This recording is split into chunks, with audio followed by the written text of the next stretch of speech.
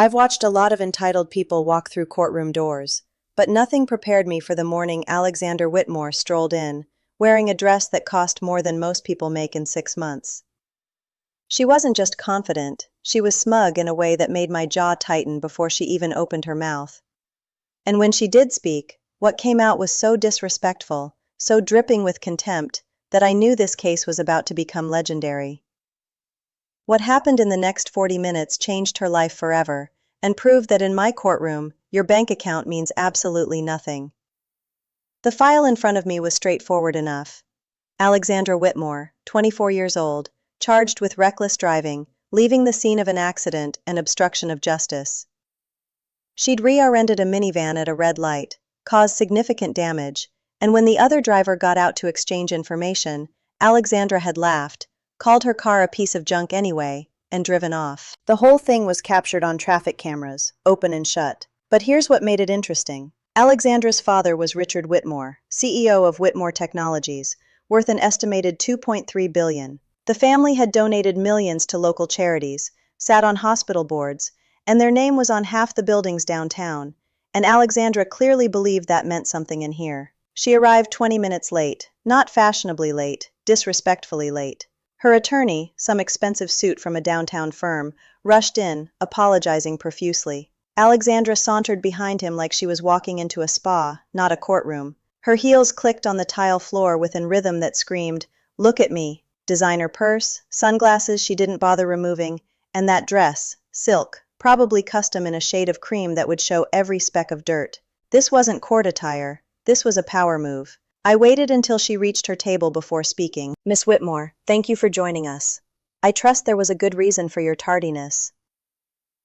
She finally removed her sunglasses, folding them with deliberate slowness. "Traffic was terrible, you know how it is." No apology. "No, Your Honor, just a casual dismissal, like I'd asked her about the weather." Her attorney jumped in quickly. "Your Honor, we sincerely apologize for the delay, it won't happen again." I nodded at him, then fixed my eyes back on Alexandra. "Miss Whitmore, this is a courtroom, not a social gathering. When you're scheduled to appear before me at 9 a.m., I expect you here at 9 a.m. Do we understand each other?" She shrugged. Actually shrugged. "Sure." The gallery behind her was full. Courtroom regulars who follow my cases, a few reporters who'd caught wind of the Whitmore name. And sitting in the third row was Maria Chen, the woman whose minivan Alexander had destroyed. Maria was a hospice nurse, worked 12-hour shifts caring for dying patients, and she'd been driving her 2 kids to school when Alexandra hit her. She sat there in her scrubs, having come straight from a night shift, watching this entitled girl treat the legal system like an inconvenience. I reviewed the file again, making Alexandra wait. Strategic silence works wonders on people who think they're in control. When I looked up, she was checking her phone under the table. "Miss Whitmore, put the phone away." She glanced up, startled that I'd noticed. "I'm just checking something important."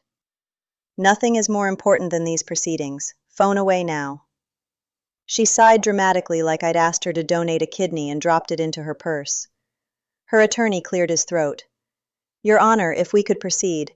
My client has another commitment this afternoon." Another commitment. As if this were just an item on her calendar between a hair appointment and lunch. I leaned forward. "Counselor, your client is facing serious charges: reckless driving, hit and run, obstruction of justice. These aren't parking tickets, so unless her other commitment is a medical emergency, she'll stay here until we're finished, however long that takes." Alexandra whispered something to her attorney. He shook his head quickly, trying to quiet her, but she ignored him.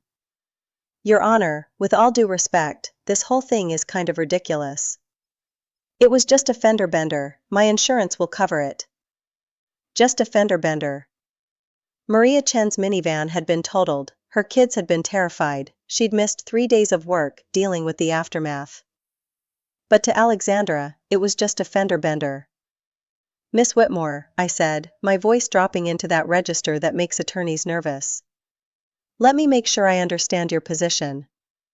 You struck another vehicle, caused significant damage, and instead of stopping to exchange information as required by law, you fled the scene. And you're calling this ridiculous? I mean, accidents happen. People are acting like I committed some major crime.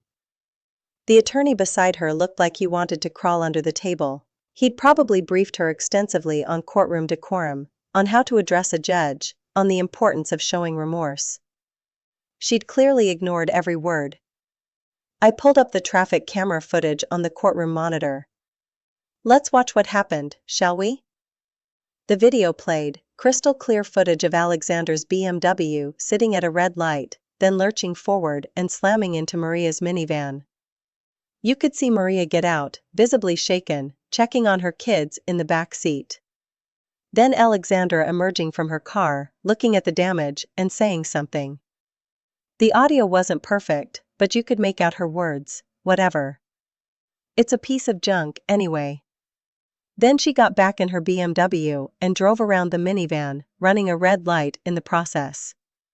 The courtroom was silent as the video ended. I looked at Alexandra. Her expression hadn't changed. No shame, no recognition of wrongdoing, nothing. Miss Whitmore, do you remember what you said to Miss Chen that day? Not really, I was stressed. The video shows you called her vehicle a piece of junk. Alexandra's lips curled into something between a smile and a sneer. Well, I mean, it kind of was. The gallery gasped. Even her attorney dropped his head into his hands. And that's when I knew exactly how this was going to end. I stood up from the bench. When I do that, everyone in the courtroom knows something significant is about to happen. I've been doing this long enough that certain gestures carry weight. Miss Whitmore, I want you to think very carefully about what you just said. You stood here in my courtroom, watched footage of yourself fleeing an accident scene, and your response was to insult the victim's vehicle. Do I have that right? Alexandra shifted her weight. For the first time, a flicker of uncertainty crossed her face. I didn't mean it like that. How did you mean it? I just meant that my car is nicer. So obviously, the damage to hers would be less expensive to fix. The logic was so backwards, so completely detached from reality, that I had to pause. This wasn't just privilege, this was something deeper, more troubling. Your car is nicer, I repeated slowly. Therefore, the damage you caused matters less. Basically, yeah. Her attorney stood up quickly. Your Honor, may I have a moment with my client? Sit down, counselor. Your client is doing just fine, speaking for herself. I turned back to Alexandra. Tell me about that day, walk me through your thinking. She sighed like I was asking her to explain quantum physics to a child. I was late for a meeting. The light turned yellow and I tried to stop, but I hit the gas instead of the brake. It was an accident. That's why they call them accidents. And when you saw that you'd hit another vehicle with children inside? I checked. They looked fine. Kids cry over everything. Maria Chen, sitting in the gallery, made a small sound. I glanced over. She was holding a tissue, her face a mixture of anger and disbelief. Ms. Whitmore, those children were terrified. They had nightmares for weeks afterward. The youngest stopped wanting to ride in cars. Alexander's response was immediate. That's not my fault, that's their mom being dramatic and making them scared. The courtroom erupted, people were shouting. The BOIF called for order. Even Alexander's attorney looked stunned by what his client had just said. I waited for silence. Then I spoke, my voice cutting through the tension like a blade. You're blaming a mother for her children's fear? After you crashed into them and fled. I'm just saying, kids take cues from their parents. If she'd stayed calm, they would have been fine. I've seen a lot of things in 4 decades on this bench. Criminals who showed remorse, defendants who took responsibility, people who made terrible mistakes but understood the gravity of what they'd done. Alexander Whitmore wasn't any of those things. She was something I see more and more lately. Someone so insulated by wealth and privilege that consequence had become a foreign concept. Let's talk about what happened after you left the scene. I said. According to the police report, you drove straight to your country club. You had lunch, you played 9 holes of golf. You didn't contact your insurance company until 3 days later when Miss Chen tracked you down through your license plate. Is that accurate? I needed time to process what happened. You needed time to process.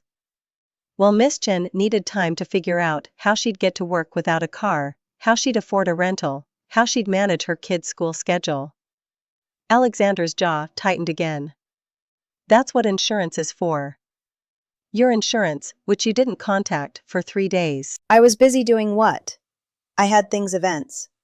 My life doesn't stop because someone's car got dented. I looked down at the file in front of me. Alexandra's driving record was extensive. 3 speeding tickets in 2 years, a citation for running a red light, another for reckless driving that had been reduced through her attorney's negotiations, a pattern of behavior that screamed entitlement. Miss Whitmore, this isn't your first traffic offense. Everyone speeds sometimes. Not everyone runs from accidents. I didn't run, I left. The semantic games were exhausting. I could see her attorney's face getting redder by the minute. He'd probably told her exactly what not to do, and she was doing all of it. You left an accident scene without providing information. That's called a hit and run. It's a crime. Alexandra's expression hardened. My dad's lawyer said this would get dismissed. And there it was. The real reason for her attitude. Someone had told her she'd walk away from this. Someone had convinced her that rules didn't apply to people like her. Your dad's lawyer isn't here. I am. And I decide what happens in this courtroom. But he said that with my record and my family standing in the community. I held up my hand. Stop right there. I don't care about your family's standing. I don't care who your father is, where you summer, or which country club you belong to. None of that matters here. Alexandra's confidence finally cracked. What do you mean it doesn't matter? I mean that in my courtroom, you're just another defendant who broke the law. Your last name doesn't grant you immunity. She looked at her attorney desperately. He wouldn't meet her eyes. He knew exactly where this was heading. I pulled out the sentencing guidelines. Ms. Whitmore hit and run with property damage carries serious penalties. But when children are involved, when there's a pattern of reckless behavior, when there's zero remorse shown, those penalties increase significantly. You can't be serious. I'm very serious, and what I'm about to do is going to teach you something your parents clearly never did. Alexandra's face went pale. For the first time since walking into my courtroom, she looked genuinely afraid. And she should be. Before I deliver your sentence, I want you to hear something, I said, reaching for a folder my clerk had prepared. Miss Chan provided a victim impact statement. I'm going to read it aloud. Alexandra shifted uncomfortably. Her attorney put a hand on her arm, but she shook it off. I opened the folder and began reading. My name is Margaret Chen. I'm a single mother of 2 children, ages 7 and 9. On the morning of March 15th, my entire life changed because someone decided their time was more valuable than my safety. The courtroom went silent.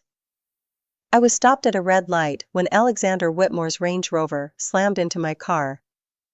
The impact threw me forward.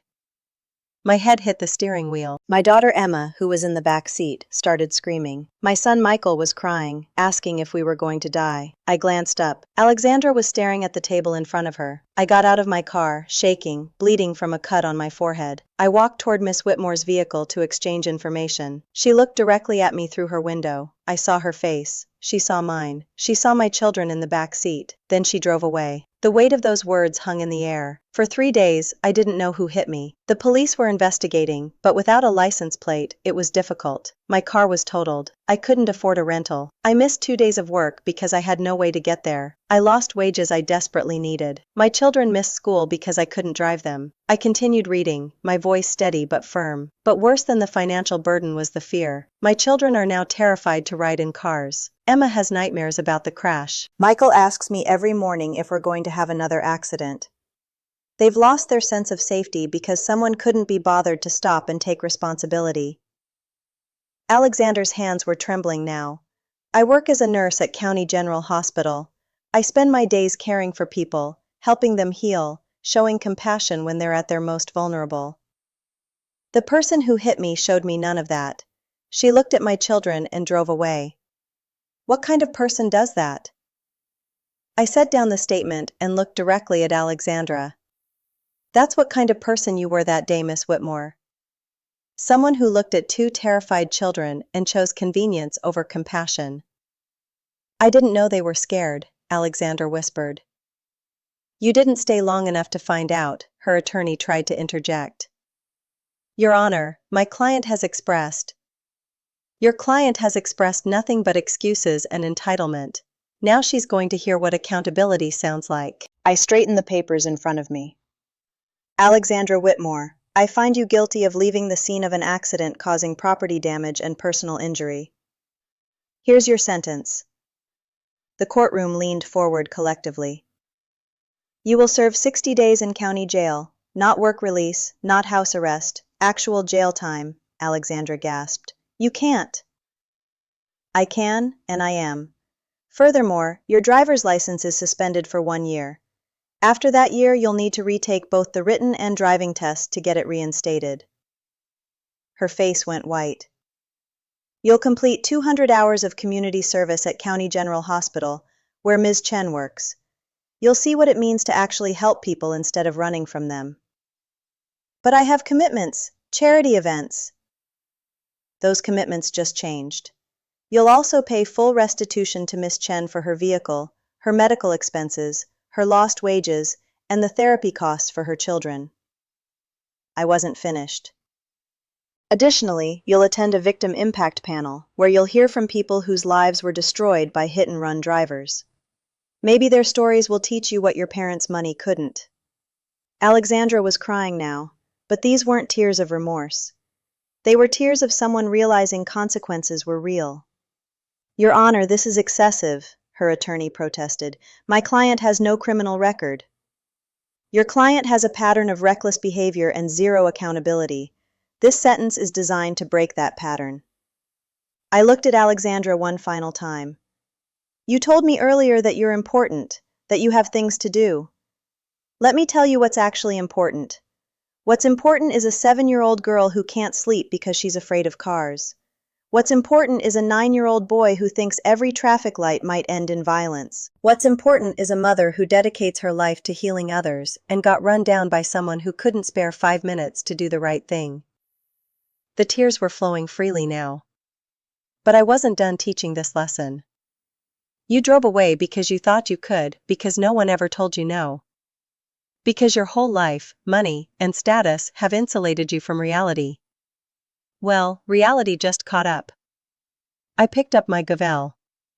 When you're sitting in that jail cell, I want you to think about Emma and Michael. Think about their nightmares. Think about their fear. Think about what you could have prevented if you just stayed and faced what you did. Alexandra was sobbing into her hands. Maybe, just maybe, you'll leave that cell as someone who finally understands that other people matter, that actions have consequences, that being wealthy doesn't make you special, it makes you responsible. The goal came down. Take her into custody. As the bailiffs approached, Alexandra's composure completely shattered. She turned to her father, reaching out desperately. Daddy, please do something. James Whitmore stood slowly. For a moment, I thought he might try to intervene, but what he did next surprised everyone in that courtroom. Alexandra, he said, his voice heavy with disappointment. You did this to yourself. Then he sat back down. The bailiffs led her away, her designer heels clicking against the courthouse floor, each step taking her further from the privileged bubble she'd lived in her entire life. Her mother followed her with her eyes, but made no move to help. I turned to Mei Chen, who had been sitting quietly through all of this, her hands folded in her lap. Miss Chen, do you have anything you'd like to say? She stood, and there was a quiet strength in the way she carried herself. Your Honor, I don't take pleasure in seeing anyone suffer, but my children need to see that the world can be fair, that people who hurt others don't just get away with it because they have money. Her voice grew stronger. Emma asked me last week if being rich means you don't have to follow rules. She's 7 years old, and she's already learning that some people matter more than others. I couldn't answer her, because I didn't know if she was right. May looked toward the door where Alexandra had disappeared. Now I can tell her that everyone matters equally, that there are still people who believe in justice. Thank you, Your Honor. The courtroom erupted in applause. I didn't stop it immediately. Sometimes, people need to see good triumph over arrogance. They need to witness accountability in action. When the room quieted, I addressed everyone present. Let me be clear about something. This case wasn't about punishing wealth. It was about holding someone accountable, regardless of wealth. There's a difference. I scanned the faces in the gallery. Rich, poor, middle class, it doesn't matter in my courtroom. What matters is taking responsibility for your actions. What matters is treating other human beings with basic decency and respect. James Whitmore stood again. Your Honor, may I approach? I nodded. He walked forward, and up close I could see he'd aged considerably. The weight of his daughter's choices was written across his face. Your Honor, I want to apologize not for my daughter's actions, I can't control those. But for raising someone who thought she could behave this way. His voice cracked slightly. My wife and I gave Alexandra everything. We thought we were helping her, but we created someone who believes the rules don't apply. That's on us. He pulled out a checkbook. I'd like to establish a fund for Miss Chen's children, for their education, their therapy, whatever they need. Not to reduce my daughter's sentence, not to buy anything, just because it's the right thing to do. McCann stepped forward. Mr. Whitmore, that's not necessary. Maybe not, he replied, but it's what I should do, what I should have taught my daughter to do. I watched this exchange with interest. Here was a father finally understanding that protecting your child from consequences doesn't help them, it destroys them. Mr. Whitmore, I said, I appreciate the gesture. Miss Chen can decide whether to accept it, but I want you to understand something. The best thing you can do for your daughter now is let her serve this sentence. Let her feel what accountability means. He nodded slowly. I know, and I will. No lawyers pulling strings, no donations to reduce her time, she needs this. He turned to May. Miss Chen, I'm sorry. Truly sorry for what my daughter did to you and your children. You deserved better. May's eyes filled with tears, but she held his gaze. Thank you, that means more than you know. Over the following months, I received updates. Alexandra served her full 60 days. No special treatment, no early release. The jail staff reported that she struggled initially, demanding privileges she didn't have, but gradually, something shifted. Her community service at County General put her face to face with May Chen every week.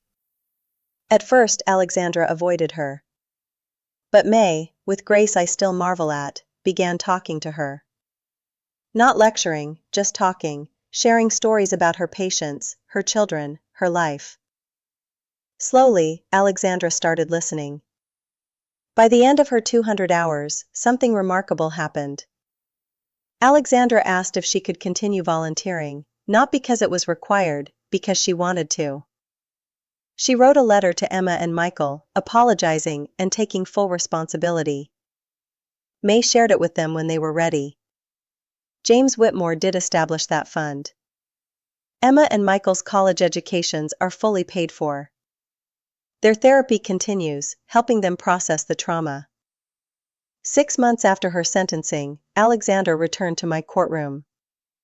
Not as a defendant, she wanted to thank me. Your Honor, she said, standing where she'd once stood in defiance. I hated you that day. I thought you were cruel and unfair.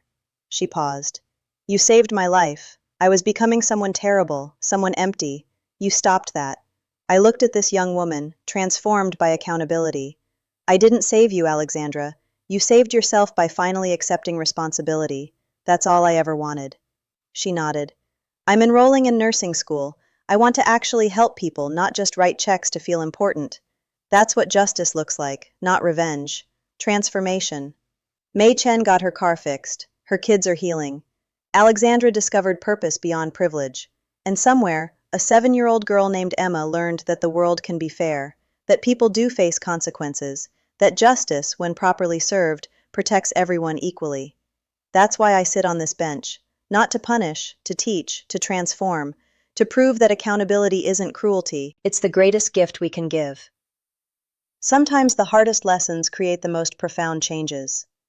Alexandra Whitmore walked into my courtroom believing money could buy her way out of anything. She left understanding that character isn't purchased, it's built through facing what you've done. And Maria Chen's children learned something equally important, that justice still exists for everyone, regardless of who has the bigger bank account. That's what real accountability looks like.